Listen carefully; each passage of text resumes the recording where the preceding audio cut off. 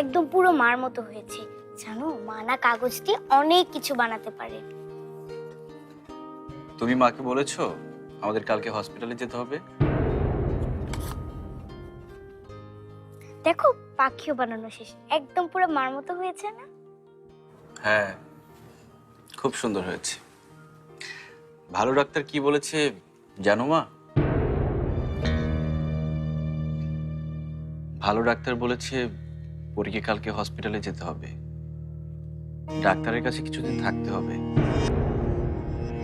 ভালো ডাক্তার পরীকে এত ভালো মেডিসিন দিবে আর এত ভালো ট্রিটমেন্ট দিবে যে পরী খুব তাড়াতাড়ি ঠিক হয়ে যাবে।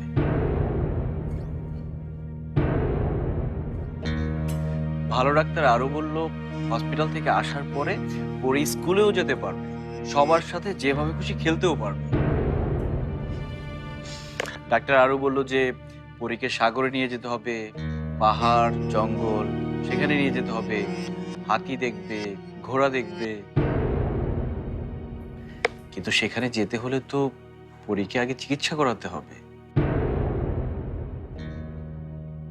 আমিও বলে দিয়েছি আমাদের পরী কোনো জায়গায় একা যেতে পারবে না, তাই না?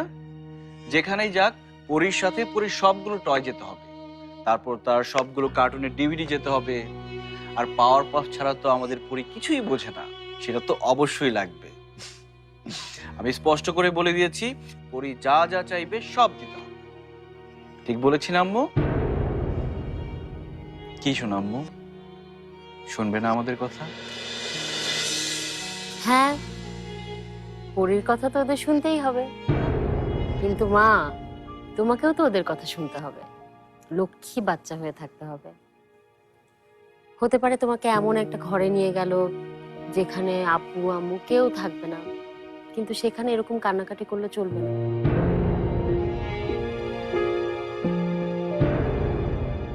কোনোদিনও না। আমার মেয়েটা এত সহজে কাঁদে নাকি? দেখি তো, আয় তোমা আমার কাছে। আরে, আমরা যখন হসপিটালে যাব তখন কিন্তু আমরা একটুও ভয় পাবো না, ঠিক আছে? হসপিটাল থেকে